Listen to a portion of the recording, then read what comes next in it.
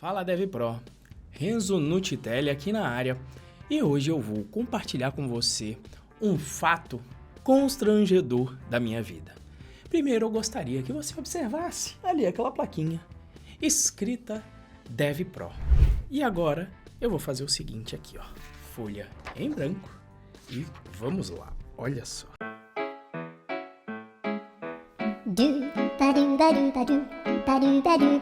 2000 anos depois. Olha só que resultado maravilhoso quando eu tento escrever à mão. Puxa, vem Juquinha, fecha no olho. Olha aí, vai. Então, gente, é por isso que eu me tornei um programador, porque o programador não precisa escrever à mão. O meu texto fica horrível aqui, eu fiz caligrafia há 2 anos e não deu jeito. Mas por isso que eu entrei na área de programação e o seu website não precisa ficar feio. E por isso que hoje nessa aula nós vamos ver como melhorar a tipografia do seu site, ou seja, a beleza das letras que aparecem no seu website. Então, bora pra vinheta!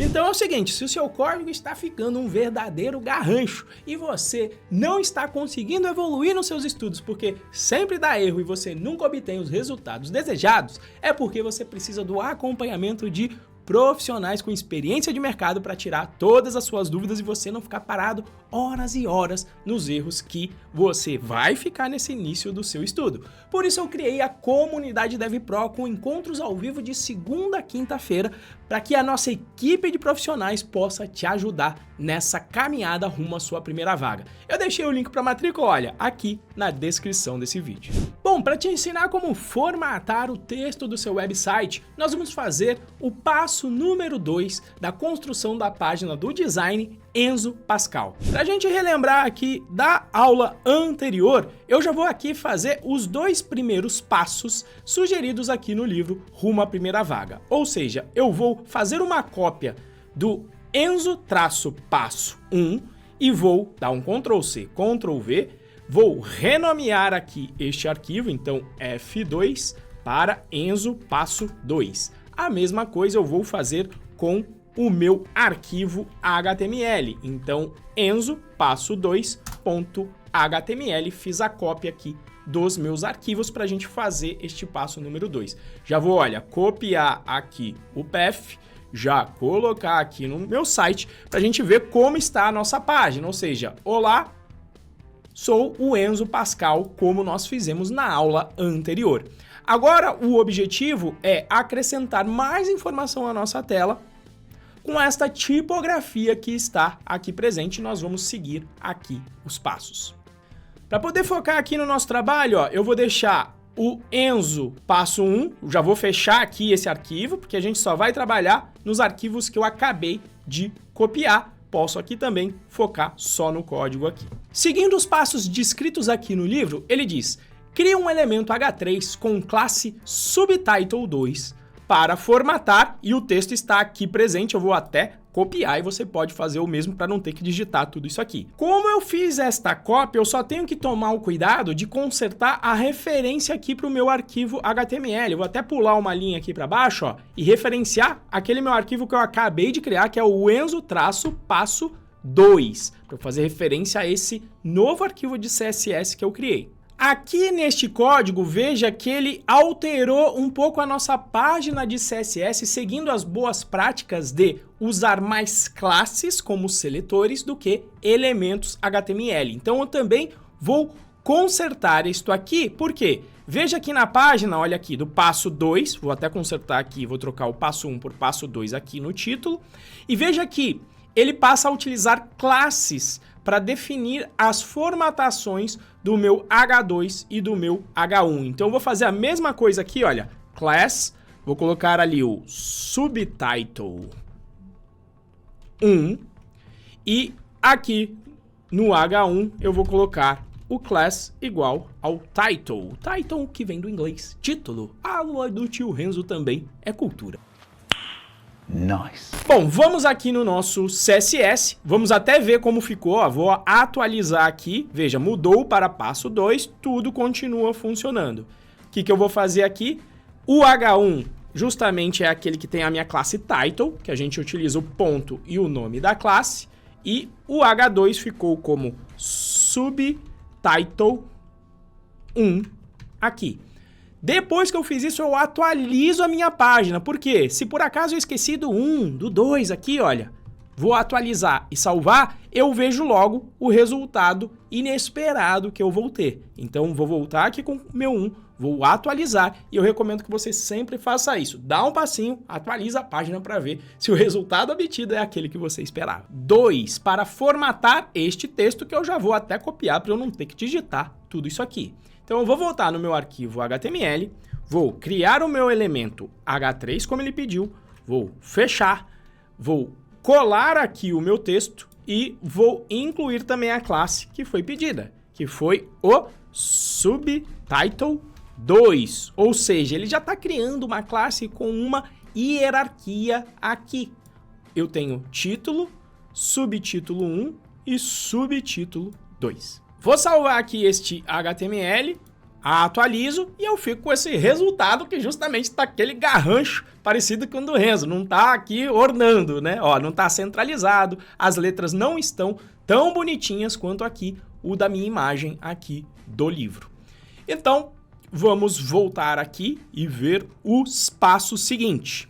Aqui ele já pede para eu criar um parágrafo com a classe text no meu livro. Então, também já vou fazer isso. Para criar parágrafo, relembrando aí, tag P, fecho a minha tag, já pulo aqui uma linha e já vou adicionar a classe text, do inglês, texto.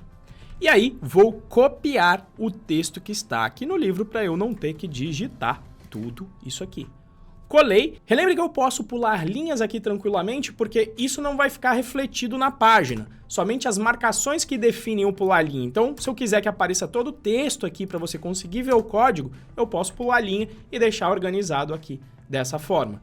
Atualizo minha página e vejo que o parágrafo está aqui, mas os dois elementos que eu inseri agora estão com a tipografia padrão do navegador, que não é tão bonito assim quanto a gente tem na imagem do livro. Voltando aqui no livro, ele pede para criar aqui uma classe com o subtitle 2 e aplicar aqui a formatação com o tamanho da fonte de 22 pixels e o peso da fonte que será de 300.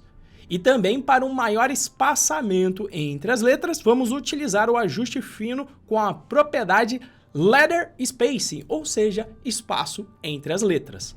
Para fazer isso, eu vou voltar aqui no meu CSS e veja que Subtitle 2 é muito parecido com Subtitle 1. E muitas vezes nessa área de programação, você vai querer duplicar linhas de código porque você vai fazer um código muito parecido. Quando isso acontecer, você pode utilizar atalhos do VS Code. Por exemplo, eu pesquisei aqui no Google qual é o atalho para duplicar linhas no VS Code e caí aqui em um link do Stack Overflow, que é um site excelente para tirar dúvidas sobre desenvolvimento. E ele me disse aqui, olha, duas opções, Shift Alt, setinha para cima ou para baixo. Então, por que é importante isso? Porque você vai aprender a produzir código muito mais rápido aprendendo esses atalhos. Então eu vou lá, ó, vou segurar Shift Alt aqui no Windows para baixo, veja que ele duplicou a linha. E existe também uma forma de você mover a linha. Se você segurar a tecla Alt e colocar a setinha para baixo, olha o que acontece. Se colocar a setinha para cima, olha aqui o que acontece com o meu código. Então eu vou puxar isso aqui para baixo e eu não precisei digitar boa parte desse texto aqui. Vou fechar aqui o meu CSS e agora vou trabalhar no meu Subtitle 2. Aqui do livro, ele disse que eu vou utilizar o tamanho e também o peso da fonte. Ou seja, olha aqui, ó, font weight e font size. Dá uma olhada aqui na parte do title. Font weight e font size. Vou até aumentar um pouquinho aqui, ó. Vou jogar esse font weight aqui para cima com Alt e setinha para cima. Vou selecionar as duas linhas segurando o Shift. Vou fazer lá o Shift, Alt, setinha para baixo, duplicou. vou segurar a tecla Alt e agora eu vou puxar as duas linhas lá para baixo. Para quê? Para eu não ter que digitar todo esse texto. Eu sou programador, não um digitador. Agora eu só vou alterar aqui as minhas propriedades de acordo com o que estava escrito. Então no Subtitle 2 são 22 pixels, no Font 8 são 300. Vamos já dar uma olhada aqui no resultado, olha. Atualizo minha página, olha, já melhorou aqui. Só falta mudar aqui o letter spacing. Então eu vou colocar aqui letter space com o valor igual a 2 pontos de espaçamento. Vamos ver aqui a diferença atualizando no espaçamento das letras. Olha lá, já ficou mais separadinho, já deu um aspecto melhor aqui para nossa página. Retornando aqui aos passos do livro, agora ele pede para alterar o formato do meu parágrafo, que, se lembre, nós utilizamos aqui a classe text. Então, o que eu vou fazer aqui? Vou colocar o ponto text para formatar o meu parágrafo. E ele fala que vai ter o tamanho 20 px. Veja que eu vou de novo agora, repetitivo. Shift, Alt, setinha para baixo, seguro o Alt, levo lá para baixo. E aí eu não precisei digitar tudo, só coloco aqui o 0 e pronto. Shift Del apaga aqui a linha e eu não precisei mexer no mouse para fazer tudo isso aqui. Bom, salvo o meu CSS, venho no meu site, atualizo, vamos ver o resultado. Olha lá, já realmente aumentou o tamanho. Vamos continuar aqui nos nossos passos. Ele falou que também vai utilizar o letter spacing. Só que no caso aqui, 1.2 por parágrafo. Então, de novo, Shift Alt, setinha para baixo, seguro Alt, levo lá para baixo, coloco 1.2, que é o valor descrito no livro, salvo, venho no meu site, dou um F5 e vejo que o espaçamento já foi alterado.